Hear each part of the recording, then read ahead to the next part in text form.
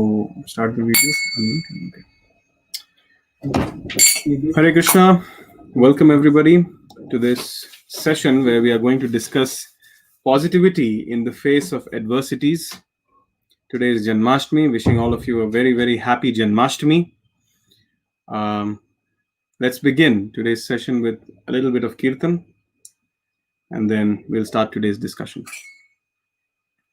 Jaya Radha Madhava Kunja Bihari Jaya Radha Madhava Kunja Bihari Jaya Gopi Janvallabha Jaya Girivaradhari Jaya Girivaradhari Jaya Gopi Janvallabha Jaya Girivaradhari Jaya Girivaradhari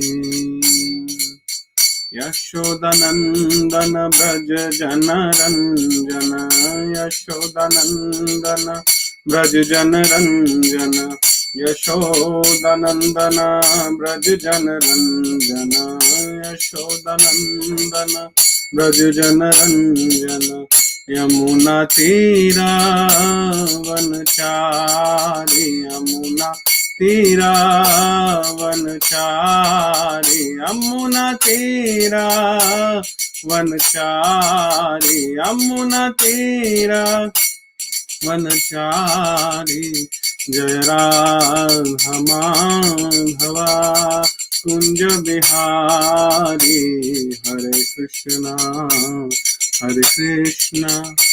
Krishna Krishna Hare Hare Hare Rama Rama Rama Hare Hare Hare Krishna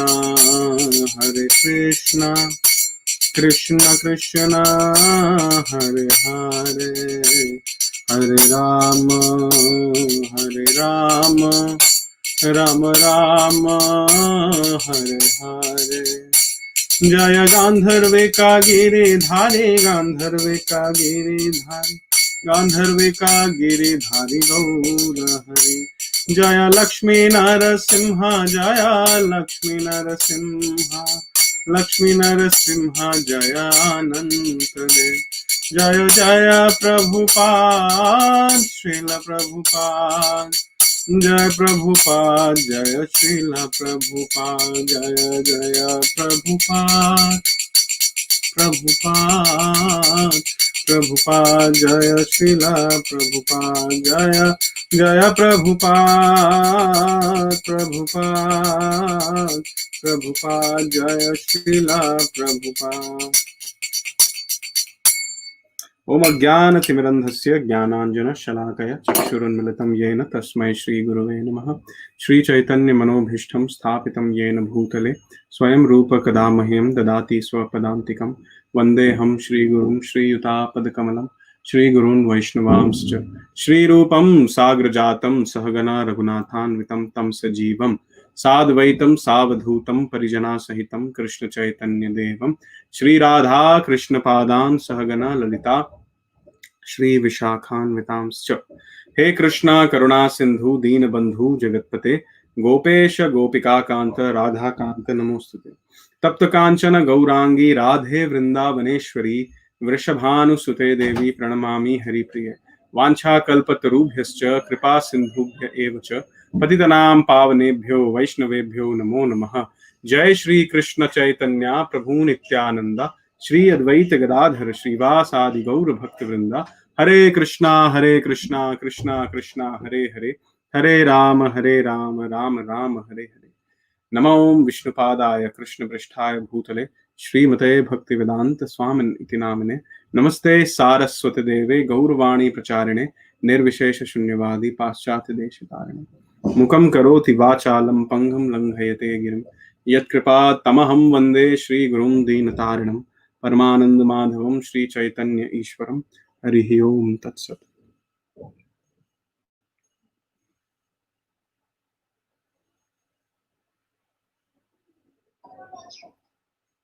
Hare Krishna, welcome everybody to this.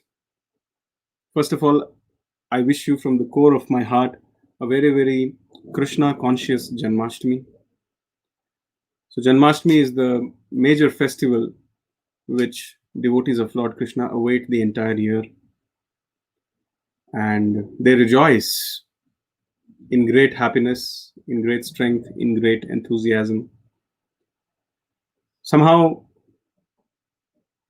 we have come to the understanding that festivals like Janmashtami, Radhashtami, Gaur Purnima, these are the lifelines of the devotees of Lord Krishna. So let's all try to share this happiness of Janmashtami by discussing some Krishna Katha, some Krishna Kirtan, and in this way, let's try to relish this journey of Krishna consciousness. So today's topic is very, very appropriate. It is called as adversity, positivity in the face of adversities. So I would like to start today's session with a short story. Please listen to me and then think and reflect upon this story. So once there was a flight which in its course of journey seemed to become a little turbulent. So as we see that when the flight becomes turbulent, all the passengers, they go into panic and they start crying, they start weeping, they start doing all sorts of crazy things. So it so happened that in that flight, which had become turbulent, one of the very famous devotional artists or devotional singers of South India was also there in that flight. I will not take the name, but I will just give you the hint that that name is very famous in every house in South India. She is a female, and everybody knows her as far as devotional singing is concerned. So she was also in that flight, and everybody in that flight was panicking. But there was a passenger sitting next to her who was not at all panicking. This passenger was sitting very, very peacefully. In fact, this devotional singer also got a little, sometimes the environment around us also affects a little bit. So she also got a little bit affected, slightly affected. And she was asking to the passenger next to her that what happened to you? Why are you absolutely peaceful and not at all afraid? Are you not afraid what's going to happen? So she was sharing this in an interview that passenger told her that I am sitting next to you. You are a great devotee of the Lord. If I am next to you, then I don't need to worry about anything. Certainly, the Lord will protect us. And even if He chooses us to call us back home, back to Godhead, He will take care of us in all different ways. Because you are sitting next to me, so therefore I am absolutely safe. Because you are a devotee of Krishna. Like this, that passenger, the co-passenger next to her, told. So after hearing this, she was stunned. Please try to look at this perspective, look at this whole incident from a perspective that they all went into an adversity, and that was life-threatening adversity. But there was something because of which they became immediately positive, or that passenger immediately became positive. I would like to share another story which is coming to my mind right now. In the earlier part of the 19th century, a lot of people from UP, Madhya Pradesh, Bihar, that region, they were transferred, especially more or less from Bihar and less from UP and lesser from Madhya Pradesh. They were all transferred to areas like Trinidad, Tobago, under an agreement of working. So they were all transferred under an agreement to work for the British government. So the word agreement became a little bit mispronounced, and people started referring to these people who had shifted from India to these foreign lands. They started calling them girmit, agreement, girmit. So that's how they started calling them. And In some versions, they were also called as Girmitiyas. So when they were transferred to this Trinidad, Tobago, and such regions, there was absolutely no proper place to stay. They didn't know what they would eat, and for days together, they were put in bonded labor and slavery.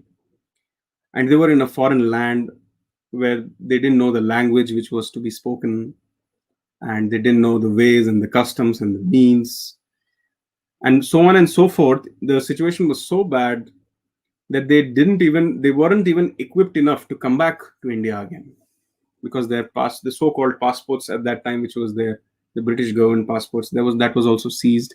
So they were in a miserable condition.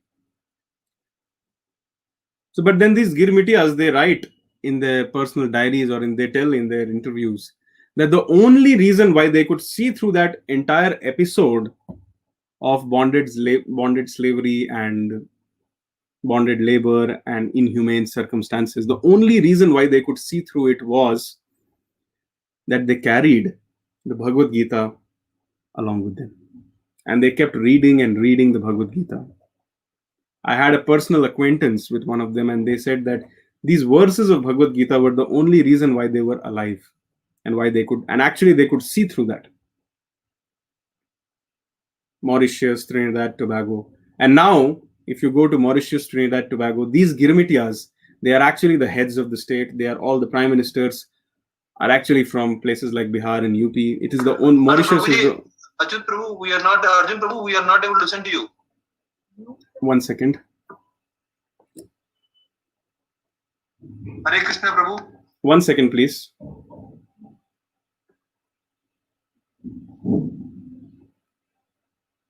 Actually, I'm parallelly doing two things here, and I need some attention here. If some call comes, then I'll not be able to. Are you able to hear me now? Are you able to hear me now? Are you able to hear me? Now we are able to hear you, but we lost you, Prabhu, maybe 3-4 minutes back. Okay, so I will request, if anybody is hearing this Zoom session, that if something interruption happens, then please kindly come into the room and set the phone right, because it will be difficult for me to handle two devices. Okay. Are you able to see me or hear me? Yeah, Prabhu, we can see you now.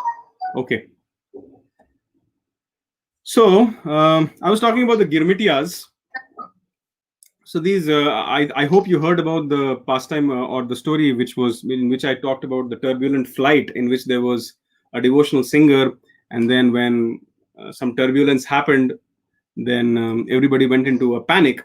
But because of one devotional singer sitting next to a particular participant, and that participant was having full faith that because this devotional singer, who is a great devotee of the Lord, is sitting next to me, so nothing will happen to me.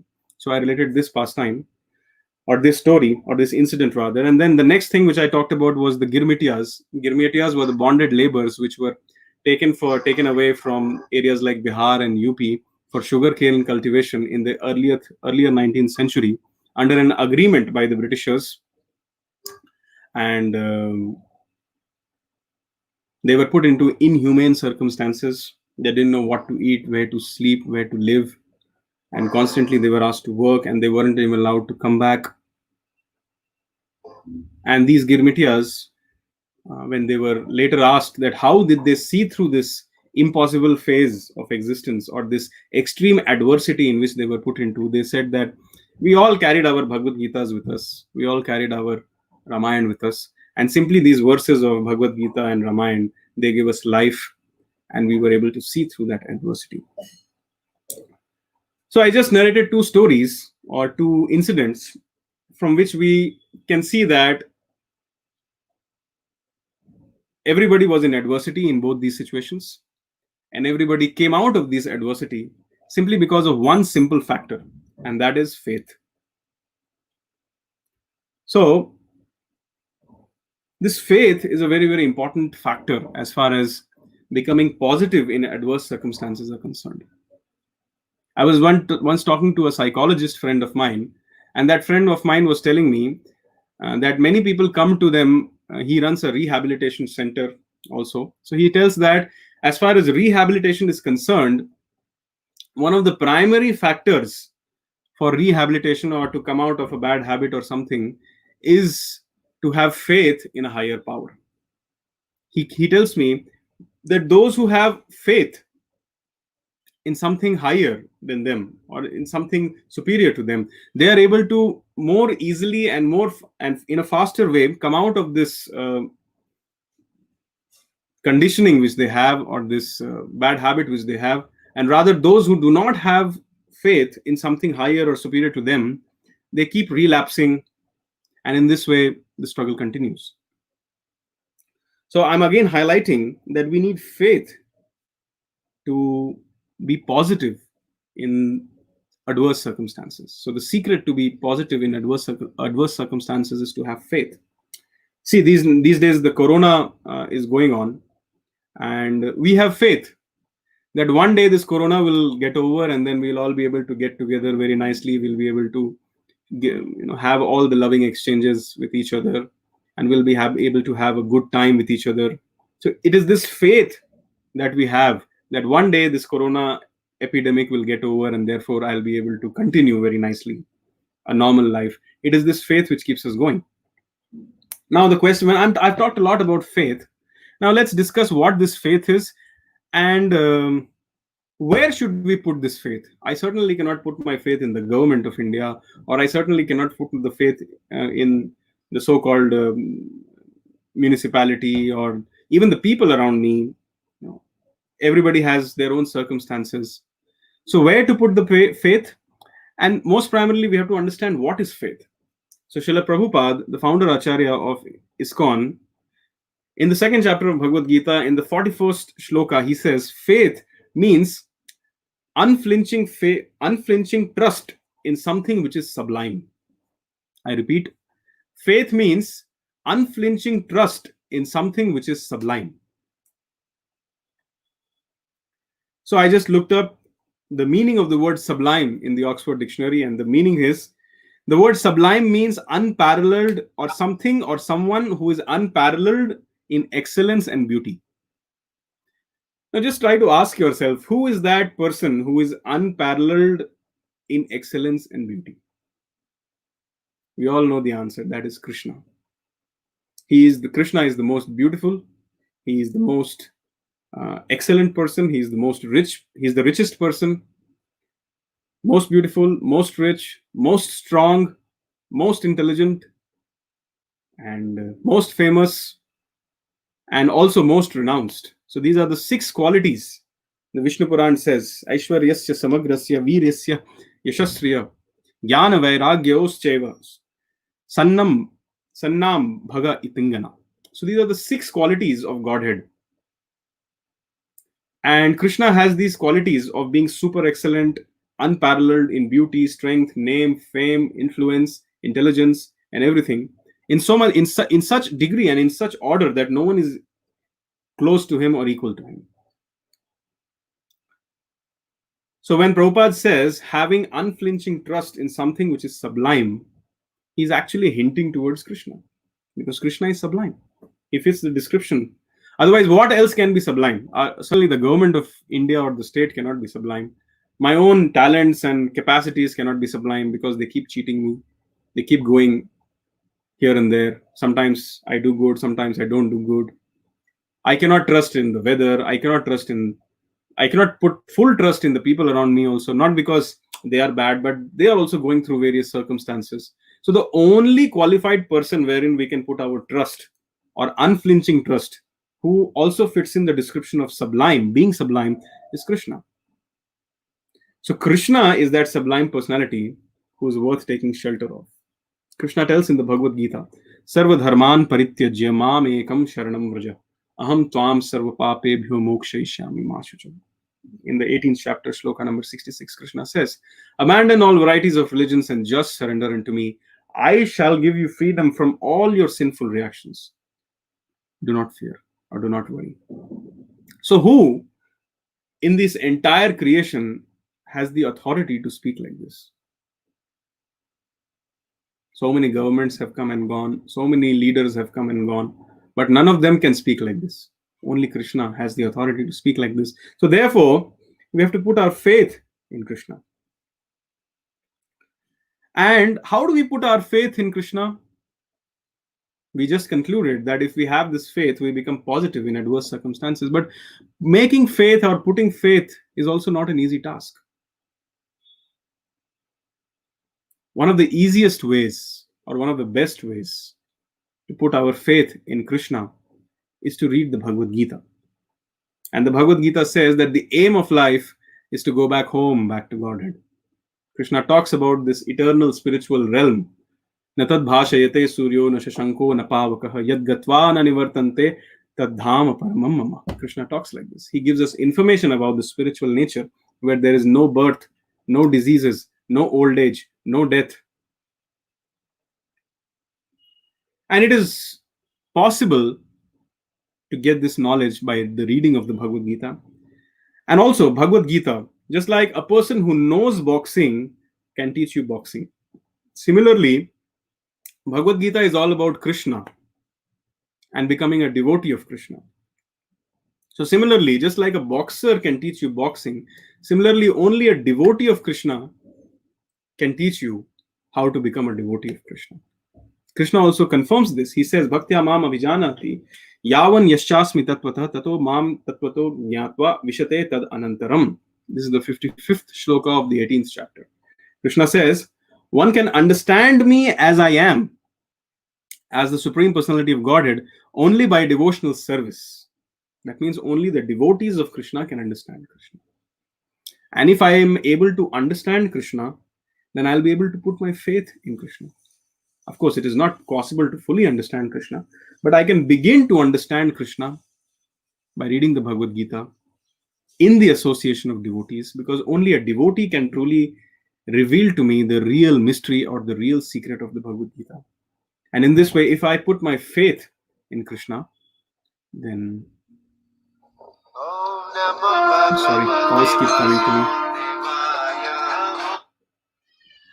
Are you able to still hear me? Are you able to hear me? Please confirm. Yes, Prabhu, we lost you, but we are able to hear you now. Yeah, thank you. I'm apologizing. I cannot do anything. I am streaming with my mobile, so if calls keep coming, I have to keep disconnecting. Okay, so I was telling that the best way to put faith in Krishna is to read the Bhagavad Gita.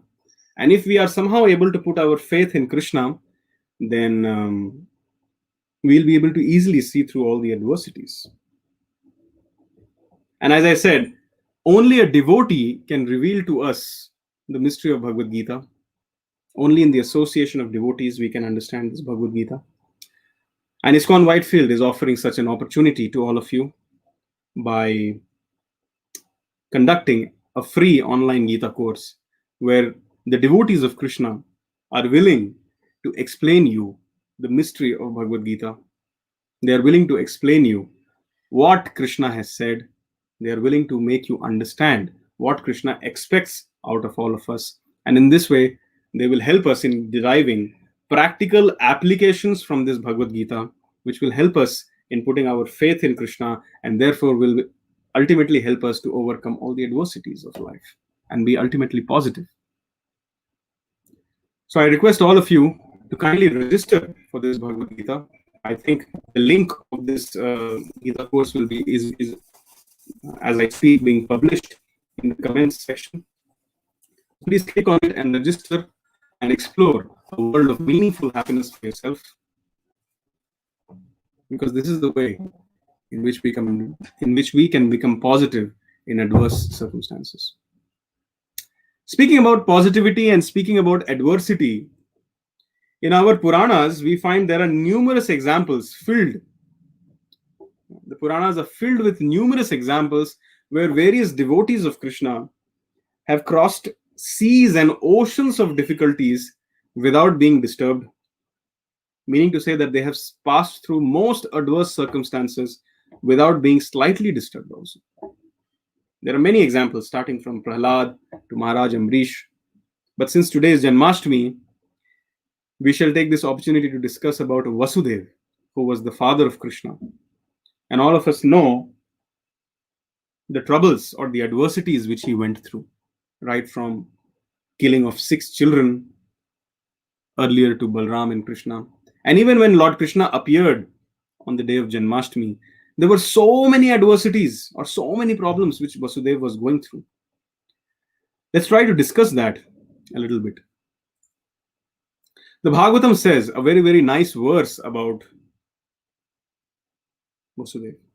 The Bhagavatam says, Tatascha Shaurir Bhagavat Prachoditah Sutam Samadaya Na Sutika Grihat Yada Bahir Gantum Iyesha Tarhya Aja Ya Yoga Mayajani Nanda Jayaya. Srimad Bhagavatam, 10th Canto, Chapter 3, Shloka 47.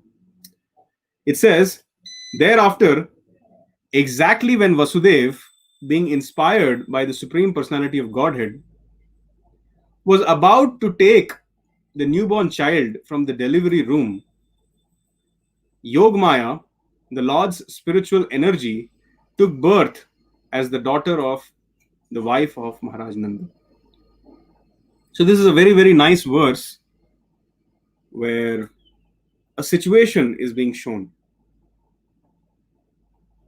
That Vasudeva has just decided to pick up Lord Krishna, and then he has decided to go and deliver him to Gokul and exchange Lord Krishna for the daughter of Mother Yashoda and bring her to the prison house.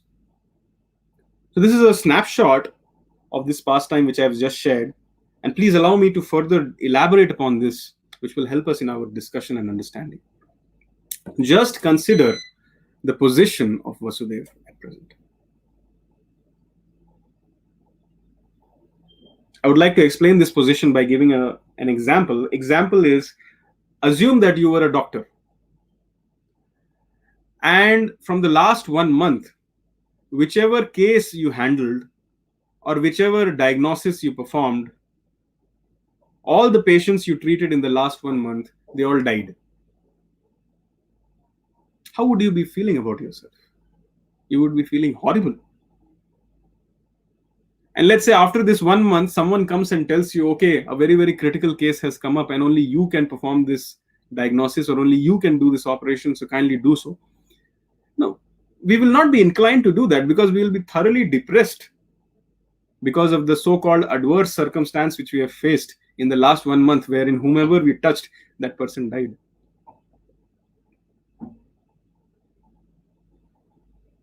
Similar was the case of Vasudeva. When he got married, he was a Kshatriya, and Kshatriya dharma is to give protection. Now Vasudeva, the day he got married, his wife was harassed in front of him. And being a Kshatriya, he couldn't fully protect the wife also. Of course, he did so by employing some means like diplomacy and other things, in which he had a discussion with Kamsa, and convinced him not to kill. But still, both of them ended up in prison. And even when they were in prison, when they started having children, one by one, all the children were being killed. So he's a Kshatriya who is not able to save his wife, who's not able to save his children. And now that when Krishna has appeared, after appearing, Krishna says, please take me and put me in Gokul and come back here along with the daughter of someone else. Srila Prabhupada in the Bhagavad Gita says, both elation in success and moroseness in failure comes because of our false ego. I repeat, both elation in success, that means overjoying tendency or feeling very happy in success, and failure and moroseness in failure, it is all because of false ego, because we think that we are the actual doers. So that's why we get into this kind of a conditioning. And Vasudeva was in such a kind of a situation to some degree. If anybody else apart from Vasudeva would have been there, he would have asked, if somebody would have told them, okay, please take this child and put it in Gokul, put the child in Gokul, that person would have asked 108 questions. That why all my 6 sons are died and the 7th son just vanished. 7th child just vanished. And now that I have a child, why can't I just spend some good time with this child? Why should I go and keep it there? Another question which could have been asked is like, okay, even if you ask me to go somewhere, how do I go? my hands and legs, they are all shackled. Even beyond that, even if, let's say, if you ignore that I'm shackled, I see that I'm in a high security prison where there are so many guards all around. And even if I see even if I ignore all these things, it's night time, it's raining heavily outside, and I don't even have the Google map working with me. I don't even know the map of Gokul. I don't even know where this Nand Maharaj stays. How do I perform such Herculean tasks? The answer is very simple. Vasudev had complete, absolute, implicit faith in what Krishna had said. He told him that just take me and deliver me to Gokul. So this instruction itself was very powerful. This instruction itself carried the mercy of Krishna. He simply had faith in this instruction, and he just picked up Krishna without thinking anything else. And the Bhagavatam says that, as you know, what the Bhagavatam says is, as soon as Vasudev picked up Krishna, by the influence of Yogmaya, all the doorkeepers fell fast asleep, their senses unable to work. And the other inhabitants of the house of Mathura also fell deeply asleep. When the sun rises, the darkness automatically disappears. Similarly, when Vasudev appeared, the closed doors, which were strongly pinned with iron and locked with iron chains, opened automatically. Since the clouds in the sky were mildly thundering and showering, Anant Nag, an expansion of Supreme Personality of Godhead, followed Vasudev, beginning from the door, with hoods expanded to protect Vasudev and the transcendental child. So just try to take note. As soon as he picked up Krishna in his hands, Krishna told him, okay, take me and deliver me to Gokul. He had full faith in the instruction of Krishna. He had full faith. And without having any doubts in his mind, he just tried to execute the order, and then everything fell in place. The moment he picked up Krishna, at that moment only the shackles broke. And all of the people around him, including the guards and other citizens of Mathura, all of them went to sleep. Similarly, if we carry the message of Krishna in our heart, the message of Bhagavad Gita in our heart, the name of Krishna, Hare Krishna, Krishna Krishna, Hare Hare, Hare Ram, Ram Ram, Hare Hare. If we carry all the name, form, qualities, and pastimes of Krishna, then what to speak of shackles? Even the shackles of birth, death will break off. And just like all the guards went to sleep, if we carry the names of Krishna and the words of Krishna in our heart and in our minds, then just like the guards fell asleep, our anarthas, or the unwanted desires which are there in our heart, they will also go for sleep forever. And just like the doors of the prison house opened, although they were pinned with iron chains and fully locked high security prison, similarly, if we follow the instructions of our Guru and Krishna with implicit faith, having full faith in the instruction, then even the doors of Goloka or the spiritual world will open for us, just like the doors of the prison house open. So what I'm trying to say here is, please appreciate the adversity in which Vasudev was. He had a task in his hand, which logically speaking on paper is impossible. It just cannot happen. It's like, somebody is being asked to jump and touch the moon. It's impossible. But that was the kind of task which he had at hand. But he simply had faith in Krishna. Although he was going through so many adversities, but simply having faith in Krishna and in the words of Krishna. I repeat, simply by having faith in Krishna and in the words of Krishna, he was able to overcome all these adversities. And he was able to execute the instructions of Krishna as ordered. Therefore, if we also, I repeat again, if we also carry Krishna in our heart and in our mind by chanting the Hare Krishna Mahamantra and by reading the Bhagavad Gita in the associations of devotees, then what is it that we cannot achieve? And what is that adversity which is going to affect us? And again, I repeat, this is only possible when we truly understand the essence of the Bhagavad Gita, if we truly understand the hidden secrets or the practical applications of the Bhagavad Gita. And if we learn to chant the Hare Krishna Maha Mantra in the association of devotees, then only this is possible. Please take note that there are so many literatures all around the world which talk about God and God consciousness, but there is only one literature which talks about, in which God himself talks, and that is the Bhagavad Gita. And this Bhagavad Gita tells us how to work, how much to work, how to handle our anxieties. We become anxious when adverse circumstances come. So Bhagavad Gita teaches us how to control our anxieties. And most importantly, the Bhagavad Gita teaches us how to control our mind. So in this Bhagavad Gita, in a very, very practical approach, we try to give, or rather in this online Bhagavad Gita course, we try to give practical solutions to the material problems, daily problems which we face in our life from the background of Bhagavad Gita. So that is the beauty of the name of Krishna and the words of Krishna. So it makes a lot of sense to read the Bhagavad Gita on a daily basis. And it is not possible to do it alone. It is not possible. If you are a great scholar, if you pick up the Bhagavad Gita, you may not be able to understand it. Because bhaktya mam avijanati yavan yaschashmitatvata. Only a devotee of Krishna can understand Krishna. So therefore we again we invite you to register for this Gita course and get the answers for the questions which have always been there in your hearts and in your minds.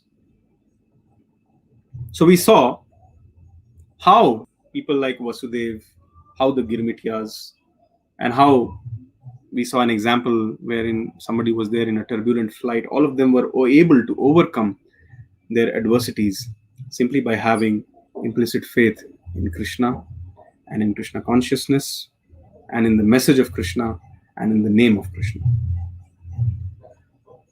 So that is the secret of how we can be positive in adverse circumstances. Now, somebody who has a critical mind, or somebody who feels like reasoning and going into the depth, which many of you are, which everybody should be, may ask a question that how will the knowledge of Bhagavad Gita help me? How will this Krishna consciousness help me? Okay, it helped Vasudev, it helped that Girmityas, and it helped that singer and the people around them. But I'm not sure about myself. I'm not sure whether it will help me. How will the knowledge of Bhagavad Gita help me? This question can be asked. We can try to rationally understand this statement or this proposal by this example. Suppose we are in a dark room and there's a rope in that room. So in darkness, we may, by mistake, or we may just out of illusion, consider that rope to be a snake. And we may become very, very afraid, terrified, and we may shout out, "Snake, snake!" Like that, we may shout out. But when we switch on the light, we see that, oh, this is not a snake, but this is a rope. And immediately we become fearless. So similarly, this material world is a dark place. Krishna, who is the creator of this material world, says in the Bhagavad Gita, stamps in the Bhagavad Gita, that this material world is dukhalayam, ashashvatam, anityam, asukham. This is the reality which has been very, very clearly told by Krishna in the Bhagavad Gita. So what is dukhalaya? Just like in a pustakalaya, you get only pustak. So similarly, in a dukhalaya, all you can get is dukh. And it is ashashvat, temporary. We as spirit souls, we are not temporary, we are eternal. But we have been put into a ashashvat condition, and which is also a dukhalaya. So, point understood here is that this material world is a dukhalaya and it is a dark place. Just like in a dark room, we may become very terrified and we may become very anxious by just seeing a small rope. But when we turn on the light, we become immediately fearless. Similarly, when we switch on the light of Bhagavad Gita, or when we switch on the light of Krishna consciousness in our life, we become immediately positive in the face of any diversity, in the face of any adversity. When we switch on the light of Krishna consciousness in our life, when we switch on the light of Bhagavad Gita in our life, although we will be in this world, but we will not be of this world. Meaning to say, we may be surrounded by so many adversities, but these adversities will not have the power to affect us or disturb us. Please take note, in this session, we are not trying to propose that if you become a devotee of Krishna or if you read the Bhagavad Gita, then you will not face adversities in life. No, you will, because this world is a dukhalayam. However, we certainly propose with full confidence, because Krishna has said this. Krishna has said, Brahma bhuta prasannatma na shochati na kankshati sama sarveshu bhuteshu mad bhakti labhate. Krishna says in the Bhagavad Gita. And simply by chanting the names of Hare Krishna, chanting the names of Krishna, especially the Hare Krishna Maha Mantra, and by reading the Bhagavad Gita, one becomes a Brahma, one comes to a platform where they do not lament for what they have lost, and they don't hanker for what they don't have also. So they come in such a blissful circumstance or in a blissful state of existence where no adversity has the power to affect them or has the power to control them. And this precisely is the secret of being positive in every adversity. Hence proved that by switching on the light of the knowledge of Bhagavad Gita and by chanting the Hare Krishna, Krishna Krishna, Hare Hare, Hare Rama, Ram Ram, Hare Hare, this Mahamantra, we can be strong in the face of all adversities. We can be positive in the face of all adversities. And in this way, we will be able to ultimately surrender to Krishna. Krishna, as I mentioned in the earlier part of this session, that Krishna has demanded from all the living entities, Sarva Dharman Parityajya Mam Ekam Sharanam Bhaja. So when we become Sharanagati of Krishna, when we surrender to Krishna, then Krishna protects us. Avashya Rakshibe Krishna. Krishna definitely protects us. This is the symptoms of a Sharanagati. There are 6 symptoms of a Sharanagati. It says, Anukulyasya Sankalpah, Pratikulyasya Varjanam, Rakshishyati iti Vishwaso, Goptriptve Varnam Tatha, Atma Nikshepa Karpanya Sadvidha Sharanagati. The 6 symptoms of Sharanagati, or 6 symptoms of a person who has surrendered to Krishna, are as follows. Acceptance of those things favorable to devotional service, rejection of unfavorable things, conviction that Krishna will give protection, the acceptance of the Lord as one's guardian or master, full self-surrender, and humility. So these are the 6 symptoms of a person who has received the grace of Bhagavad Gita, or who has received the grace of Krishna or the mercy of Krishna in their life, and therefore they are able to surrender to Krishna in all circumstances. And by the mercy of Krishna, they are able to pass through all the inevitable adversities of life. Again, another analytical question which could have come here is, if I understand the Bhagavad Gita, I just talked about it earlier, but how will it again help me? Okay, you earlier explained that if you switch on the light of, if you bring in the light of Bhagavad Gita, our lives are full of ignorance, as per se. I began the session by chanting the mantra Om Ajnanatimirandhasya Jnananjana Shalakaya. So we are, by birth or by natural situation, by natural position, we are all in ignorance. And when we bring in the light of Bhagavad Gita in our life, we become conscious of our eternal constitutional position, which is to be a loving servant of Krishna. Let's try to understand this in another way. Sometimes people consider adversity as being in a situation where one is not able to achieve what they want in life. For example, if somebody has a big bungalow and if somebody does not have a big bungalow, then they might, out of foolishness, start considering that okay, this is a very, very adverse circumstance. I'm sorry, there is some disturbance in the Zoom. Just a sec.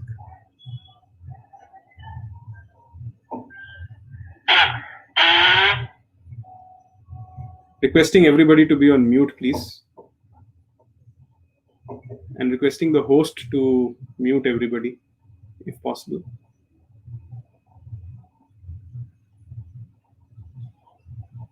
Okay.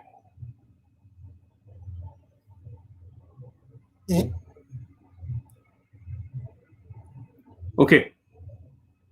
So let's try to understand the statement in another perspective, in another angle.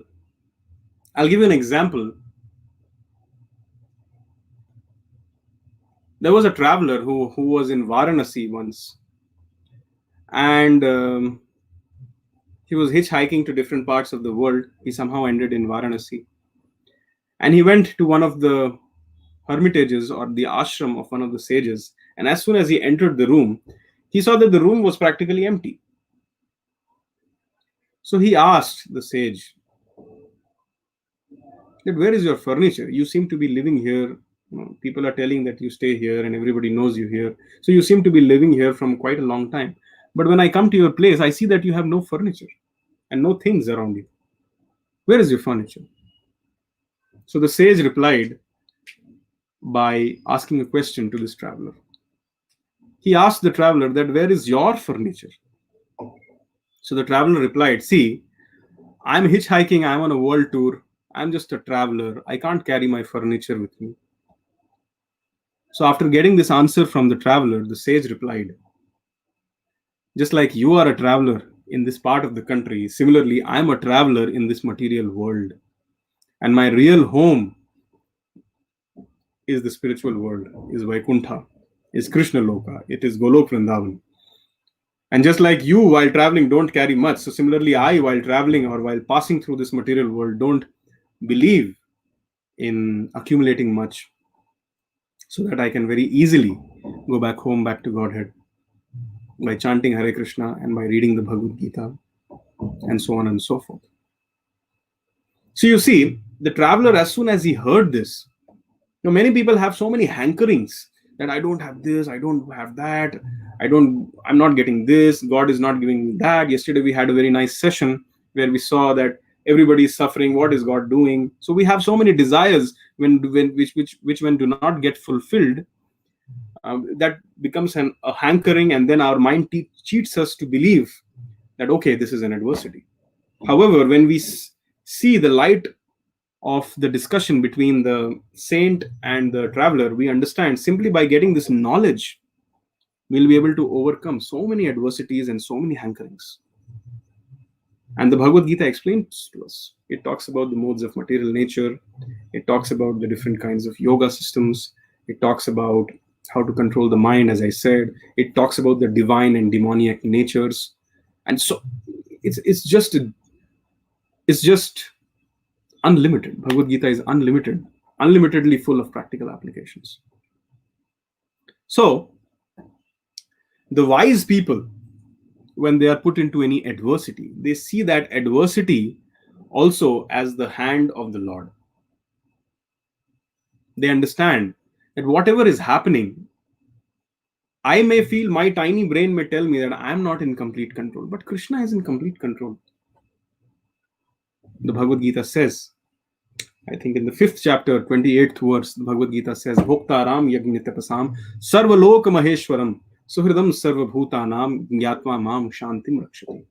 This is the peace formula of Bhagavad Gita. Anybody who understands this statement clearly will never be disturbed in any adversity and will always see the light at the end of the tunnel, will always see the silver lining to every cloud, and will always be positive in every adversity. So what is this peace formula? The peace formula is to understand that Bhoktaram Yajnatapasam Sarvalok Maheshwara. Krishna is the supreme proprietor of everything, and he is the supreme enjoyer. Bhoktaram Yajna Tapsam Sarvalok Maheshwaram Suhridam Sarvabhutanam. And he is my best well-wisher. Gyatma Mam Shantim Rakshati. One who understands this attains complete peace. I repeat, anybody who understands that Krishna is the supreme enjoyer and everything belongs to Krishna, Krishna is in complete control. And this personality who is in complete control is my best well-wisher. Simply, if somebody sits and thinks about this point and meditates upon this point, that Krishna is in complete control, he is the proprietor of everything, and such a personality who owns everything and who controls everything is my best well-wishing friend, then what wrong can happen with me?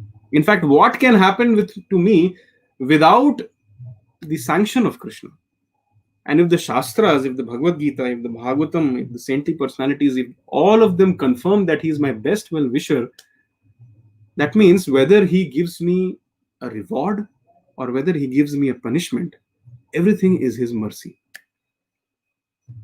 Our tiny brains, as I said, may not be able to understand what we are going through, but please appreciate, just like a father sometimes gives a nice mango juice, a sweet mango juice to the son. And similarly, when the son is not well, maybe sick, at that time he may give him a very bitter tonic. The son may not be able to understand, okay, yesterday or some days ago, my father used to give me sweet juices which were so tasty, but see, these days my father is giving me bitter tonic. The son may never be able to understand, but a father knows what is the best. A father knows what's the right thing to do for the son. Similarly, Krishna knows what's the best, and Krishna is in complete control, and he is our best well-wisher. In the Srimad Bhagavatam, there is a very, very nice prayer, which is in the 10th canto of Bhagavatam, chapter 16, shloka 59, which says the following. I'll first recite the prayer and then I'll tell the translation. The prayer is Bhavan hi karanam tatra sarvagno jagadishwaraha anugraham nigraham va manasya tadvidehinaha. This is the prayer of Kaliya to Krishna. Kaliya, the snake whom Krishna had chastised. That snake Kaliya had prayed like this to Krishna. He said, "O Lord, since you are the omniscient Lord of the universe, you are the actual cause of freedom from illusion. Please therefore arrange for me whatever you consider proper, whether it is mercy or punishment." So the reason why I brought in this prayer here is that this is the mood in which we can remain completely undisturbed, fully positive, fully Krishna conscious in all adversities of life. One has to appreciate this point that I may not be in control, but Krishna is in complete control. One has to appreciate this point that Krishna is the proprietor of everything. And one has to completely have faith in this point that he is my best well-wisher. Just like sometimes the child doesn't understand why my father is doing something with me, but the father does everything for the welfare of the child. Similarly, I have to have faith that Krishna is my best well-wisher. He's in complete control. He is the owner and proprietor of everything. Whatever he does, whether it appears to be sweet or whether it appears to be bitter, it is his mercy. And by going through this phase of life, whether it is a happy phase of life or whether it is a sad phase of life, it has been bestowed upon me by the personal intervention of Krishna. If I have faith in Krishna, then I should see everything as the mercy of Krishna. Now, this is the consciousness which is equivalent to switching on the light in room, or which is equivalent to seeing the circumstances in our life with the Shastra Chakshu, or the vision of the Bhagavad Gita, or the transcendental vision as per se. So, the conclusion is that no matter what situation we are in, we should always remember Krishna and never forget Krishna. And this remembrance of Krishna is the ultimate shield against all adversities of life. In fact, Krishna actually protects his devotees by giving them his remembrance. The goal of life is to go back home, back to Godhead. And the Bhagavad Gita says how to go back home, back to Godhead. By becoming a devotee of Krishna, and especially by thinking of or remembering the name, form, qualities, and pastimes of Krishna at the time of death. The death is the final exam. So if we can somehow pass this exam by practicing to stay in the association of devotees, by reading the Bhagavad Gita regularly, by chanting the Hare Krishna Mahamantra, and by eating Krishna Prasad. These 4 steps, if we can follow, A, B, C, D: association of devotees, reading the Bhagavad Gita, chanting the Hare Krishna Mahamantra, and having a diet of prasadam. If we can simply follow these 4 things, then we will also be able to remember him at the time of our death. And by giving us his remembrance, he will actually protect us. I would like to conclude with a short note from Srimad Bhagavatam, which is very, very encouraging for all of us who may be going through times of adversity. It says, Sa bibhrat paurusham dhama bhrajamano yatharavihi durasado tidurdhaso bhutanam sambhabhuva ha. This is from the 10th canto of Bhagavatam, chapter 2, shloka 17. Please listen very carefully. It says, Vasudev, while carrying the form of Supreme Personality of Godhead within the core of his heart, bore the Lord's transcendently illuminating effulgence, and thus he became as bright as the sun. He was therefore very difficult to see or approach through sensory perception. Indeed, he was unapproachable and unperceivable even for such formidable men as Kamsa, and not only for Kamsa but for all living entities. So basically, Vasudev became unapproachable, undefeatable, invincible because he was carrying Krishna in his heart, because he was meditating upon the instructions of Krishna in his heart, in his mind, and because he was also personally carrying Krishna, and of course he was chanting the names of Krishna. So this remembrance of the name, form, qualities, and pastimes of Krishna in our hearts and in our minds, if we also carry Krishna in our hearts and in our minds and on our tongue, then we will also become invincible in all adversities, and we will also become victorious in the face of all adversities, and we will also be in a situation where no adversity will be able to affect us. This we learn from the pastime of Vasudev carrying Krishna to Gokul. So these adversities, they are like big zeros in our life, which have the capacity of making us also a zero if we do not face this adversity with the right attitude, with the right consciousness. However, if we bring Krishna in our consciousness, Krishna is like that one without a second. Krishna is like that one. When we put this one before all these zeros, then everything becomes very, very valuable. So everything will become sublime, everything will become successful simply and simply by the knowledge of the Bhagavad Gita, simply and simply by chanting the names of Krishna. So I repeat and I conclude by saying that the root of all genuine positivity is Krishna consciousness and the knowledge of Bhagavad Gita. Just like a lotus flower is never affected by the dirt which is around it, similarly, a person who has the knowledge of Bhagavad Gita and who chants the name of Krishna is never affected by any adversity in their life. However, this takes practice and training. And in our Gita course, in our online Gita course, the devotees of Krishna, the people or the residents and the devotees connected to ISKCON Whitefield offer this training and this practice to all the students.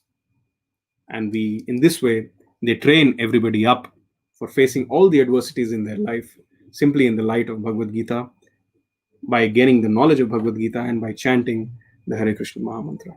With this, I would like to conclude today's discussion with a sincere appeal from the bottom of my heart to all of you that please give Krishna a chance in your life. Give Bhagavad Gita a chance in your life. Please invite a world of meaningful happiness in your life by registering for this Gita course, the link for registration of which is being given in the comments section. Thank you very much. Hare Krishna, Krishna Krishna, Hare Hare, Hare Ram, Ram Ram, Hare.